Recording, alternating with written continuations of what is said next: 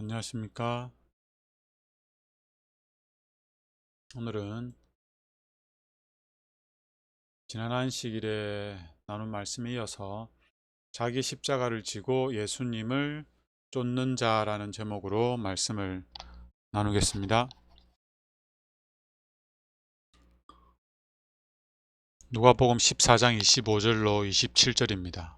수많은 무리가 함께 갈새 예수께서 돌이키사 이르시되 물은 내게 오는 자가 자기 부모와 처자와 형제와 자매와 더욱이 자기 목숨까지 미워하지 아니하면 능히 내 제자가 되지 못하고 누구든지 자기 십자가를 지고 나를 따르지 않는 자도 능히 내 제자가 되지 못하리라.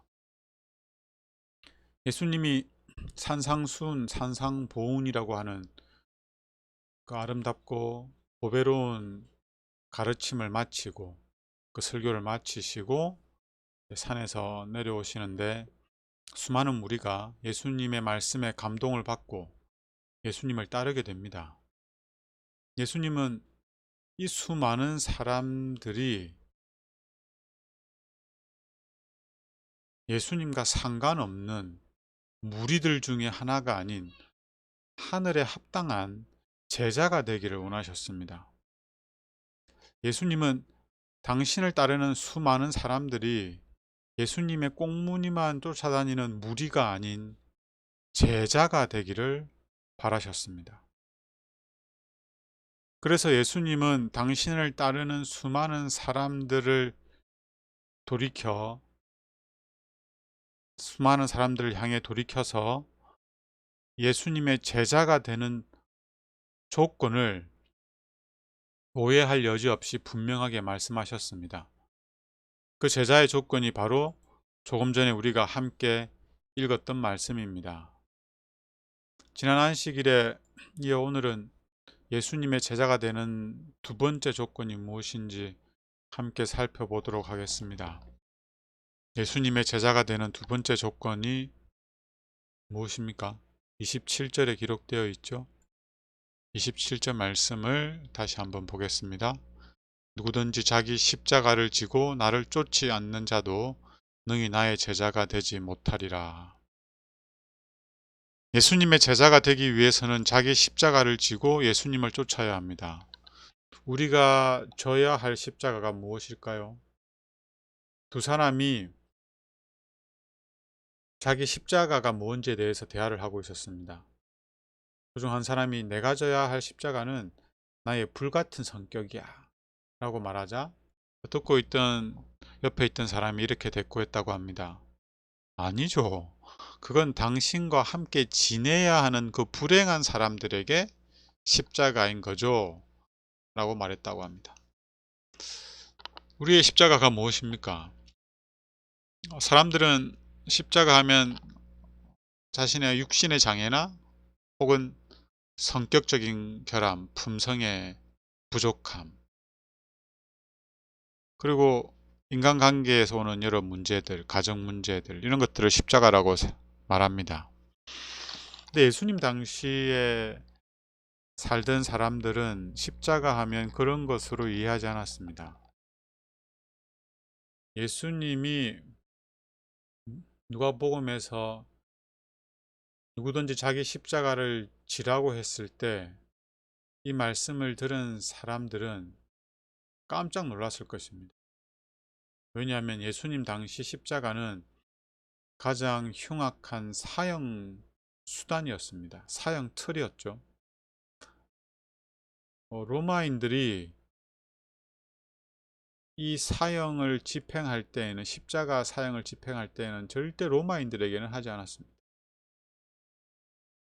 주로 흉악범, 왕을 반역한 정치범, 노예들, 이방인들에게 선고된 사형 집행 방법이었습니다.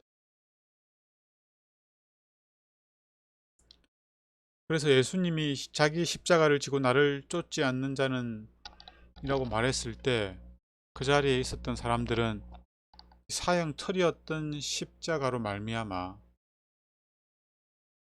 겪어야 될 그 말로 형용할 수 없는 고통, 수치, 그리고 비참한 죽음, 이런 걸 떠올렸을 것입니다. 오늘을 살아가는 우리에게는 십자가가 어떻게 다가옵니까? 예수님이 자기의 십자가를 지고 나를 쫓지 않는 자는 능히 나의 제자가 되지 못한다고 말씀하셨는데, 우리가 예수님의 제자가 되기 위해서 짊어져야 할 이 십자가는 무엇일까요? 이 십자가는 자아 희생을 요구하는 모든 것들을 의미합니다. 그것들이 주변 사람들이 나를 향해서 오해하는 것일 수도 있어요. 비난일 수도 있고, 모함일 수도 있고, 무시와 조롱일 수도 있습니다. 혹은 정신적 고통뿐만 아니라 물리적 고통까지 포함할 수도 있어요. 예수님처럼 따귀를 맞고 침뱉음 당하고, 옷 벗김을 당하고, 채찍에 맞고, 손에 못 박힐 뿐만 아니라 정말 죽어야 할 수도 모릅니다. 이게 십자가입니다. 자아 희생을 요구하는 모든 일, 모든 상황, 모든 경험들이 우리가 져야 하는 십자가입니다. 그렇다면 십자가를 지고 예수님을 따른다는 것은 무엇일까요? 자아 희생을 요구하는 그 십자가를 지고서 예수님과 같은 품성을 잃지 않는 것입니다. 자아 희생이 요구되는 자존심 상하고 수치스럽고 절망적이며 고통스러운 상황 속에서도 예수님과 같은 품성을 나타내는 것입니다. 더 정확히 말하면 예수님을 믿음으로 말미암아 내 안에 계시는 예수님이 나를 통해서 예수님의 예수님의 품성을 드러내는 것입니다. 돌에 맞아 죽어가면서도 자신을 죽이기 위해서 힘껏 돌을 던져대는 그 사람들을 불쌍히 여기며 기도하는 스데반처럼 당신을 조롱하고 채찍질하고 십자가에 못 박은 자들을 위하여 하나님께 용서를 구하신 예수님처럼 자아 희생이 요구되는 그 힘든 상황 속에서도 예수님에 대한 믿음을 잃지 않고 하나님의 사랑을 드러내는 삶을 사는 사람들, 그들이 자기 십자가를 지고 예수님을 쫓는 예수님의 제자들입니다. 그리스도를 본받아라는 책에 보면 다음과 같은 글이 있습니다. 오늘날 예수님을 사랑한다고 하면서 예수님의 천국을 탐내는 사람은 많지만 예수님의 십자가를 지려는 사람은 없습니다. 예수님의 위로를 바라는 사람은 많지만 그분과 함께 고난을 받으려는 사람은 거의 없습니다. 그분과 함께 만찬 식탁에 나아가려고 하지만 그분과 함께 금식하려는 사람은 적습니다. 누구나 다 예수님과 함께 기쁨을 누리고자 하나 그분을 위해서 그분과 함께 고통을 참으려는 사람은 적습니다. 떡을 나누어 주는 그분을 따르는 사람은 많으나 그분의 고난의 잔을 마시려는 사람은 거의 없습니다. 우리는 예수님의 꽁무니만 쫓아다니는 무리가 아닌 자기의 십자가를 지는 그리고 예수님을 쫓아가는 예수님의 제자가 되어야 합니다. 우리 모두에게 허락하신 우리 개개인에게 나 자신에게 허락하신 십자가를 지고 예수님을 쫓아가는 제자가 되면 좋겠습니다. 예수님은 우리에게 예수님의 십자가를 지라고 하시거나 옆 사람의 십자가를 지라고 하지 않으셨습니다. 예수님은 우리에게 자기의 십자가를 지라고 말씀하셨습니다. 이 말씀은 우리 모두에게는 우리가 짊어져야 하는 십자가가 있다는 것입니다. 물론 이 십자가가 나로 말미암아 져야 하는 경우도 있지만 내 곁에 있는 사람들 때문에 내가 져야 하는 십자가일 수도 있습니다. 그러나 그 십자가는 나의 십자가입니다. 우리는 이 십자가를 짊어지고 예수님을 따라야 합니다. 나로 말미암은 십자가든 내 곁에 있는 사람 때문에 져야 하는 십자가든, 이 십자가는 자아 희생을 요구하는 이타적인 십자가입니다. 예수님이 우리를 대신하여 십자가를 지신 것처럼 말이에요. 그런데 우리가 짊어져야 하는 십자가는 다 다를 수 있습니다. 그 무게도 크기도 다 다릅니다. 그런데 예수님 믿는 신앙의 삶을 살다 보면 하나님이 나에게 허락하신 십자가가 너무나 크고 무겁게만 느껴져서 하나님이 원망스러울 때가 있을 수 있습니다. 내 주변에 있는 사람의 십자가는 너무 작아 보이는, 혹은 십자가가 없는 사람도 있는 것처럼 보이는데 그에 비해서 내 십자가는 너무 크고 무거워 보이는, 같은 교회에 다니는 사람들 중에서도 유독 내 십자가가 너무 크고 무거워 보일 때가 있습니다. 왜 하나님께서는 내게 이렇게 크고 무거운 십자가를 허락하신 것일까요? 내 십자가가 무겁다고 느껴질 때 나보다 더 무거운 십자가를 짊어지고 가는 사람의 이야기를 들으면 위로가 되고 용기가 되고 희망이 생겨날 수 있을까요? 아, 나만 십자가를 지는 게 아니구나. 아, 나보다 더 큰 십자가를 지는 사람들도 있구나. 이런 마음으로 십자가를 감당해낼 수 있을까요? 정말 남의 큰 고통이 나의 십자가로 말미암은 고통을 작게 만들어 줄까요? 아닙니다. 절대 그렇지 않습니다. 하지만 기억하십시오. 하나님께서는 우리에게 허락하신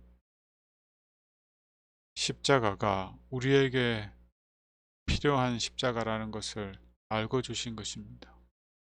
그리고 우리가 그 십자가를 짊어질 수 있도록 힘과 능력과 사랑을 주신다는 사실을 기억하시면 좋겠습니다.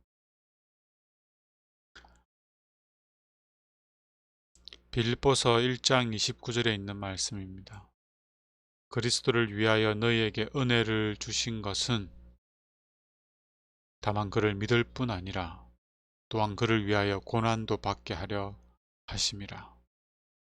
우리로 하여금 예수님을 믿도록 하신 그 은혜가, 우리를 죄에서 구원한 그 은혜가, 그 동일한 은혜가 우리로 하여금 예수님처럼 십자가를 지고 예수님을 따라 고난을 받아 감당할 수 있도록 하신다는 사실을 기억하셨으면 좋겠습니다.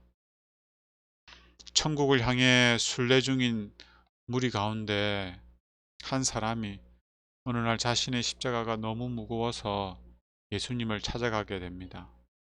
예수님, 제가 진 십자가가 너무 무거워서 도저히 못 지겠습니다. 그러니 다른 사람처럼 가벼운 십자가를 주세요. 라고 애원을 했습니다. 그러자 예수님은 십자가를 모아둔 곳을 가리키며 저곳에 가서 내 십자가를 내려놓고 내가 원하는 가장 가벼운 십자가를 골라서 지고 가려무나. 예수님의 말이 마치기 무섭게 그 사람은 십자가들을 모아놓은 곳에 가서 자신의 십자가를 내려놓고 가장 가벼운 십자가를 고르기 시작했습니다. 이 십자가, 저 십자가, 그곳에 있는 모든 십자가를 한 번씩 다 들어보더니 드디어 가장 가벼운 십자가를 찾게 되었습니다. 그리고 기쁜 마음으로 가장 가벼운 십자가를 지고 가게 됩니다.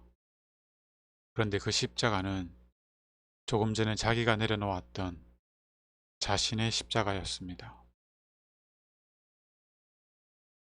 신학자 루드포드는 우리가 져야 할 십자가를 다음과 같이 아름답게 설명하고 있습니다. 우리가 져야 할 십자가는 무거우나 감미로운 것이다. 새에게는 날개가 무거운 것이나 날개 때문에 날아가고, 배에도 그 돛은 무거우나 돛 때문에 가듯이 그리스도인에게 십자가가 짐이 되고 고통스러운 것이지만 그 십자가가 우리를 천국으로 전진하게 한다. 우리에게 십자가가 있다면 그것은 예수님을 더욱더 믿고 의지하고 붙드는 아주 귀한 십자가일 것입니다. 그 십자가가 없다면 우리는 어쩌면 이미 예수님을 필요로 하지 않고 예수님을 떠났거나, 예수님을 믿노라 하지만 예수님의 꽁무니만 쫓아다니는 무리 중에 한 명의 삶을 살게 하였을 것입니다. 예수님이 여자 중에 난 자들 중에서, 그러니까 이 땅에 태어난 모든 사람들 중에서 가장 큰 자를 침례 요한이라고 말씀하셨습니다. 근데 그 침례 요한이 예수님보다 짧은 생을 살고 인생을 마감했지 않습니까? 그리고 그 마지막 생을 아주 화려하거나 영광스럽게 마감한 게 아니었습니다. 요한의 마지막을 성경은 이렇게 기록하고 있습니다. 그가 곧 왕에게 급히 들어가 구하여 이르되 침례 요한의 머리를 소반에 얹어 곧 내게 주기를 원하옵나이다 하니, 왕이 곧 시위병 하나를 보내어 요한의 머리를 가져오라 명하니 그 사람이 나가 옥에서 요한을 목베어 그 머리를 소반에 얹어다가 소녀에게 주니, 단두대의 이슬로, 그야말로 단두대의 이슬로 요한은 생을 마감하게 됩니다.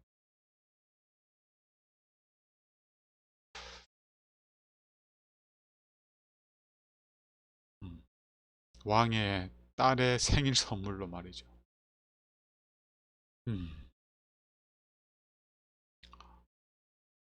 그런데 예수님은 요한을 충분히 구출할 수 있으셨는데 그렇게 하지 않았습니다. 요한도 처음에는 그걸 바랬지만 후에는 그걸 바라지 않았습니다. 자기가 이 감옥에서 나가지 못한다 하더라도, 여기서 죽는다 할지라도 요한은 그것으로 만족했습니다.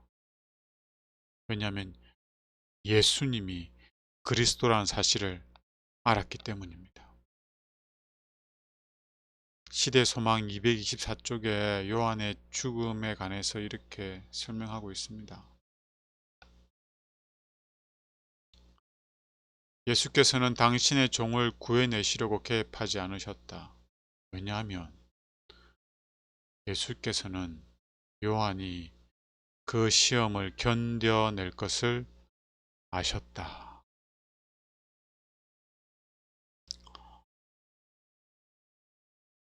예수님은 요한을 구하지 않으셨습니다.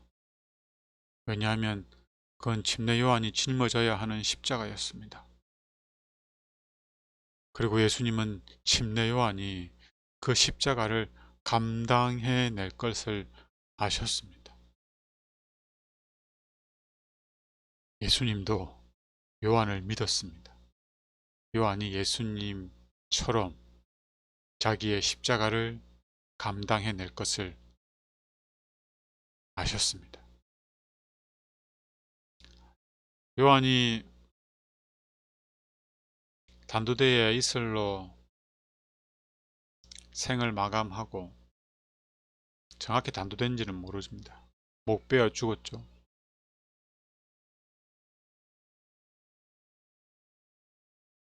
목 베어 죽인 그 요한의 죽음을 시대 소망 225쪽에 이렇게 기록하고 있습니다. 요한의 죽음을 기록하고 있는 시대 소망 22장에 있는 내용이에요. 하늘이 사람에게 주실 수 있는 모든 선물 중에서 그리스도와 더불어 그의 고난에 동참하는 것이 가장 가치 있는 선임이요 가장 높은 영예인 것이다. 그래서 침례 요한은 여자가 낳은 자 중에서 가장 큰 자였습니다. 침례 요한은 살아서 하늘에 승천한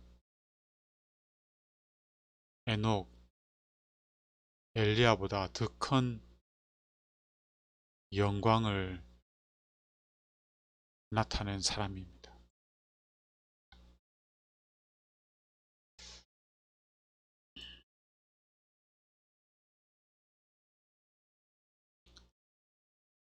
누구든지 자기 십자가를 지고 나를 쫓지 않는 자는 예수님의 제자가 되지 못한다는 이 말씀에서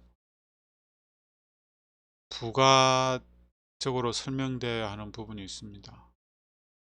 생략됐다고 할 수 있는 말씀이겠죠. 그것은 바로 자원한다는 것입니다. 예수님의 모든 제자들은 자기 십자가를 억지로 지지 않습니다. 예수님의 모든 제자들은 자기 십자가를 지겠지만 그것은 자원하여 지는 것입니다. 자원하여 진다는 것은 어금니를 깨물고 투덜거리면서 십자가를 지는 게 아니고 기쁜 마음으로 십자가를 진다는 겁니다. 예수님의 제자 베드로가 그랬습니다. 예수님은 회개한 베드로가 한평생 회개하는 마음으로 복음을 전하면서 어떻게 생을 마감하실 것을 아셨습니다. 요한복음 21장에 베드로를 다시 회복시키는 질문, 네가 나를 사랑하느냐? 이 질문을 하신 후에 이렇게 말씀하시죠. 내가 진실로 진실로 내게 이르노니 내가 젊어서는 스스로 띠뛰고 원하는 곳으로 다녔거니와 늙어서는 내 팔을 벌리리니 남이 내게 띠띠우고 원하지 않은 곳으로 데려가리라. 이 말씀을 하시면 베드로가 어떠한 죽음으로 하나님께 영광을 돌릴 것을 가리키심이러라. 예수님이 베드로가 회개하고 나서 평생 복음을 전하고 마지막으로 그의 생이 어떠한 죽음으로 마감될지를 말씀하신 겁니다. 그리고 베드로는 그 죽음으로 하나님께 영광을 돌리게 될 것입니다.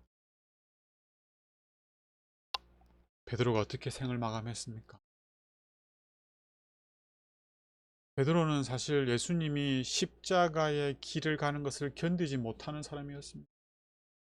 예수님이 십자가형을 선고받은 것을 베드로는 참을 수가 없었어요. 그래서 예수님을 부인하고 말지요.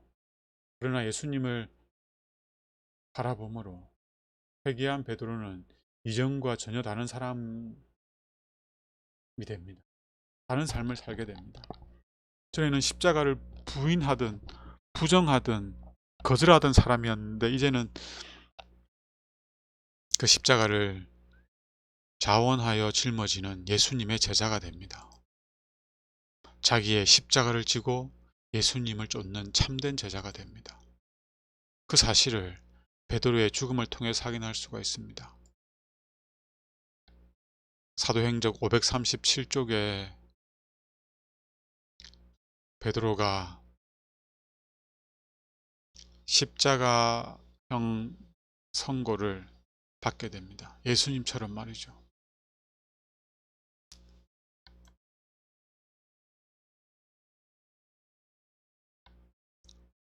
그 사항을 이렇게 설명하고 있습니다.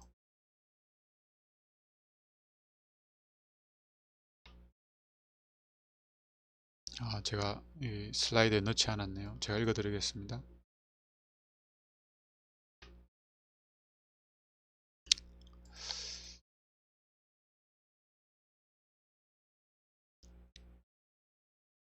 죄송합니다. 한때 그처럼 십자가를 인정할 준비가 되어 있지 못했던 그는 이제 복음을 위하여 그의 생명을 버리는 것을 기쁨으로 여기고, 주님을 부인하였던 자신이 주님이 죽으신 동일한 방법으로 죽는 것은 너무도 큰 영광이라고 느낄 뿐이었다.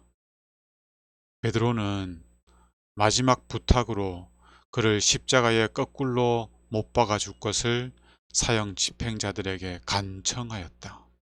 그 요구는 수락되었다.